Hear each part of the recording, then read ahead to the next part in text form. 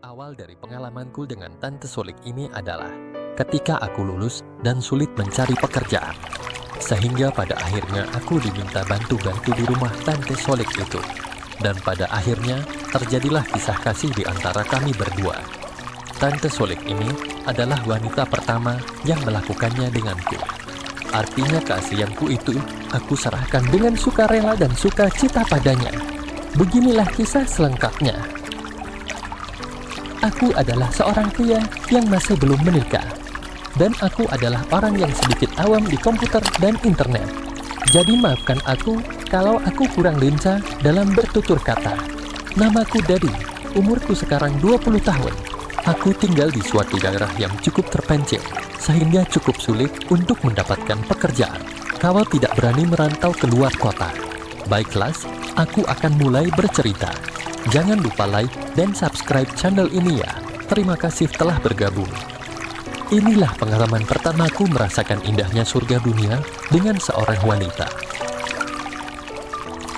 Wanita yang telah memberikan pengalaman indah itu adalah tanteku sendiri. Kisah ini dimulai ketika aku masih berumur 20 tahun dan saat itu sedang menjadi pengangguran. Pada saat itu, aku masih tinggal di rumah orang tuaku di sebuah desa. Ketika Om Dito mendengar kalau aku sudah lulus dan belum bekerja, maka Om Dito pun menyuruhku ikut bantu-bantu di rumahnya yang ada di kota besar itu. Karena aku memang ingin sekali bisa bekerja dan mencari pengalaman di kota besar, akhirnya aku pun menyetujuinya. Pekerjaan apapun akan aku lakukan nantinya, yang penting bisa bekerja dan memperoleh pengalaman. Om Dito ini adalah sepupu jauh dari ayahku dan dia mempunyai seorang istri cantik yang bernama Solih dan aku panggil Tante Solik. Om Dito adalah seorang pengusaha dan punya usaha di beberapa kota, sehingga dia sering pergi keluar kota untuk mengurus bisnisnya itu. Om Dito sudah berumur sekitar 44 tahun. Orangnya cukup ganteng meskipun rambutnya sudah tidak selebat dulu. Sedangkan istrinya, yaitu Tante Solik sudah berumur 37 tahun. Orangnya masih sangat menarik kalau menurut pandanganku. Rambutnya masih hitam dan panjang terawat, kulitnya putih. Meskipun memang ada kecenderungan agak gemuk di bagian pinggang. Seperti layaknya wanita sudah menjelang separuh baya pada umurnya. Tante Solik ini memang cantik kalau yang suka nonton film Suzana. Nah, kira-kira Tante Solik itu seperti itulah, tapi tidak menyeramkan. Om Dito dan Tante Solik punya satu orang putri. Umurnya sekitar 15 tahun, namanya Safira dan dipanggil Vira. Karena kesibukan suami Tante Solik yang sering pergi keluar kota untuk mengurus usahanya itu, maka Tante Solik pun lama-lama merasakan sepinya hidup. Kadangkala Tante Solik itu suka lupa untuk duduk secara sopan. Bahkan seringkali tanpa sengaja aku bisa melihatnya duduk dengan memamerkan keindahannya itu. Sehingga kalau sudah seperti itu biasanya keinginanku pun spontan naik dengan sendirinya. Karena terus terang saja Tante Solik itu terlihat putih, pokoknya wow lah. Matun aku kan biasa di desa dan sekarang berada di rumah orang kaya di kota. Jelas bedala, iya kan? Sejak itulah aku mulai sering melamunkan Tante Solik. Bagaimana ya rasanya jika aku sampai melakukan dengannya? Dan kalau lamunanku itu sudah terlalu jauh dan menuntut penyelesaian, biasanya mulailah aku melakukan sebuah ritual dan selalu membayangkan Tante Solik. Aku hampir-hampir tidak bisa menahan keinginanku itu. Bahkan aku sering mengambil gelas bekas minumnya dan sering aku minum sisanya. Aku mencoba mencari bekasnya yang menempel pada gelas itu dan mencoba merasakannya serta membayangkan bagaimana asiknya jika itu nyata adanya. Suatu ketika aku harus menjaga rumahnya itu sendirian karena Om Dito dan seluruh keluarganya harus pergi keluar kota untuk waktu yang cukup lama. Kira-kira sekitar 1 minggu aku bertugas jaga rumah itu. Tiba-tiba pada hari ke-7, kalau aku gak salah hari Senin, Tante Solik terpaksa kembali sendirian. Karena ternyata dia harus mengurus sesuatu yang penting. Nah, waktu itu dia kembali sudah menjelang malam, sekitar jam 8 malam. Pada saat itu aku sedang menonton TV ketika Tante Solik datang.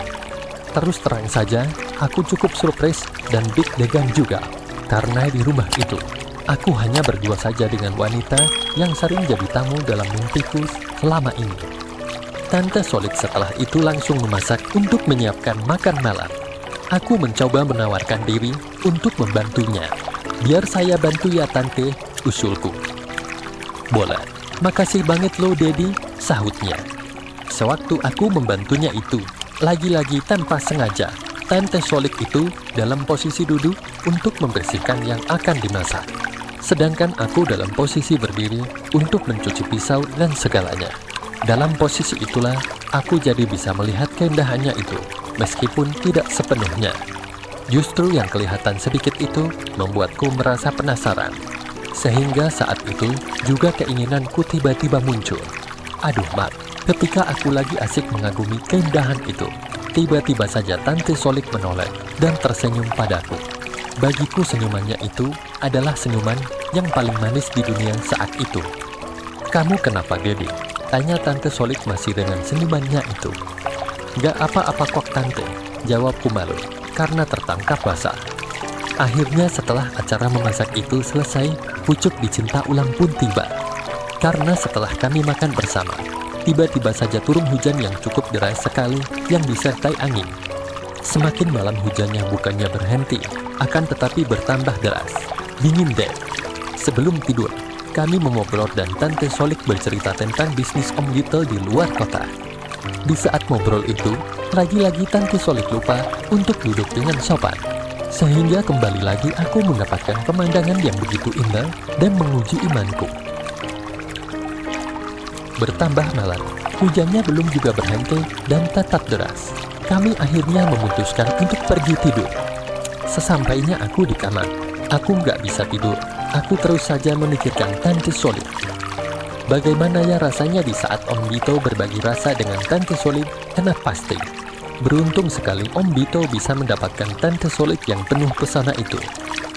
Kenapa ya Om Beetle itu kok tega sering kali meninggalkan istrinya yang begitu menarik dan mempesona itu? Tanyaku dalam hati, dalam lamunanku malam itu.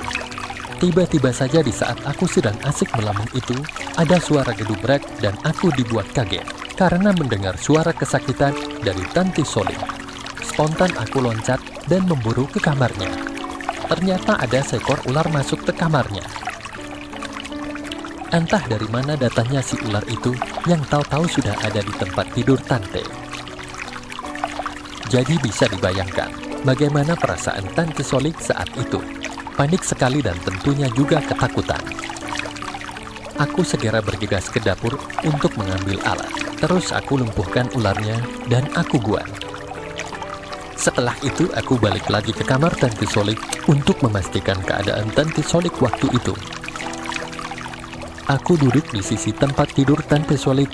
Tante Solik tampak terdiam, mungkin karena shock. Akhirnya aku mencoba untuk memberikan kekuatan, layaknya seperti yang ada di film-film yang pernah aku lihat. Perlahan aku pegang tangannya dan berkata, "Tante, sekarang sudah aman kok, ularnya sudah aku buat." Ucapku mencoba menenangkannya, tapi tiba-tiba saja Tante Solik dengan begitu cepatnya menubruk padaku. Tentu saja aku kaget menerimanya. Dengan sedikit berdegup, aku pun meraihnya. Aku benar-benar agak nervous saat itu. Soalnya Tante Solik yang aku impi-impikan selama ini, saat ini berada dalam pelukanku. Aku bisa mencium wangi rambutnya yang harum dan subur terawat dengan baik itu. Waduh, rasanya aku tidak bisa berbicara apa-apa. Aku terus menghiburnya dengan mengusap-usap rambutnya dan terus berusaha menenangkannya dengan kata-kata yang pelan.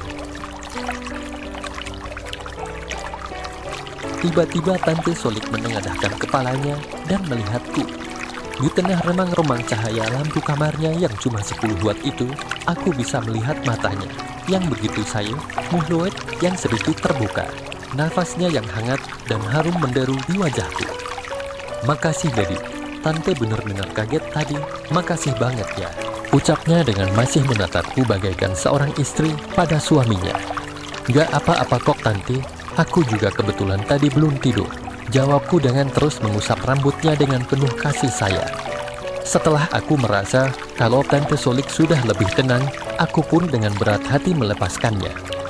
Rasanya rugi banget melepaskannya, karena terus terang saja saat itu sudah timbul perasaan aneh dalam diriku. Saat aku benar-benar melepaskannya, barulah aku perhatikan dia. Tante Solik sangat cantik dengan baju tidurnya yang berwarna lembut. Akhirnya dengan perasaan campur aduk, aku pun beranjak keluar dari kamar itu. Sebentar aku pun diam di balik pintu kamarnya dan merenung. Aku merasa betul-betul jadi laki-laki yang paling beruntung di dunia ini ketika tadi aku begitu rapat dengan Tante Solik. Aku betul-betul iri sama Om Dito yang bebas untuk ngapain saja sama Tante Solik. Ya soalnya dia kan memang istrinya. Pada saat aku sedang galau dengan pikiranku itu, tiba-tiba pintu kamarnya terbuka dan Tante Solik tampak berdiri di depan pintu itu serta memanggilku dengan pelan. Jadi, aku pun berbalik dan aku sedikit tertegun. Tante Solik berdiri di depan pintu itu dengan pandangan sayu menatapku, begitu cantik di mataku malam itu. Mukanya terlihat putih dan pipinya sedikit kemerah-merahan. Rambutnya yang agak panjang terurai. Semuanya terasa begitu indah dan alami di mataku. Dan semakin menambah keinginanku. Ada apa Tante? Sahutku. Tante takut tidur sendiri. Takut kalau nantinya ularnya datang lagi di saat kamu sudah tidur. Ucapnya dan selanjutnya diam sejenak serta menundukkan kepalanya. Kamu mau kan temani Tante malam ini?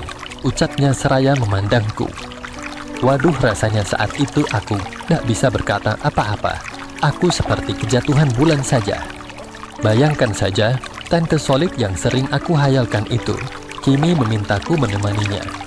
Boleh saja Tante, tapi kan tempat tidurnya cuma satu. Jadi gimana dong? Tanyaku mencoba memancing di air keruh. Mendengar pertanyaanku itu, Tante Solik hanya tersenyum dan selanjutnya berkata, "Pokoknya beres Dedi, kamu nggak usah takut." Sambil berkata demikian, Tante Solik pun melemparkan senyuman manis kepadaku dan mengedipkan sebelah matanya. Akhirnya malam itu pun menjadi awal hubungan khususku dengan Tante Solik.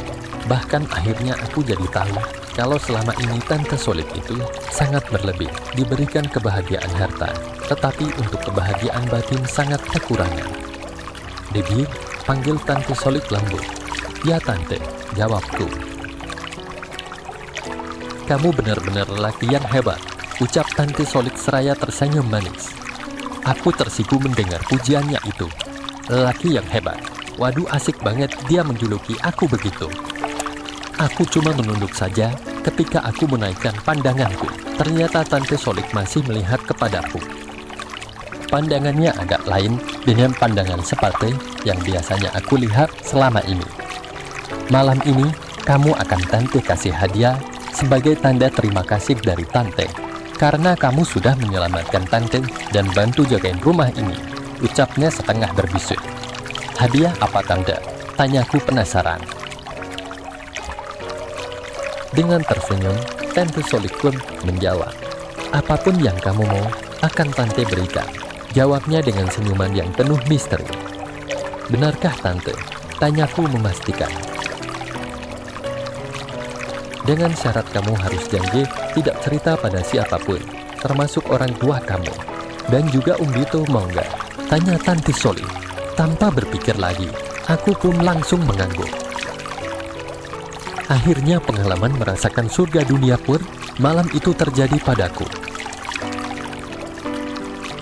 Sejak saat itu, Tante Solik tidak lagi pusing kalau suaminya tidak pulang-pulang dari luar kota. Bahkan Tante Solik lebih senang kalau suaminya itu sering dan lama di luar kota, karena dia bisa lebih leluasa denganku. Akan tetapi, karena kurang hati-hatian kami berdua, Tante Solik pun halimun. Untunglah Om Dito tidak curiga, karena setiap Om Dito itu ada di rumah.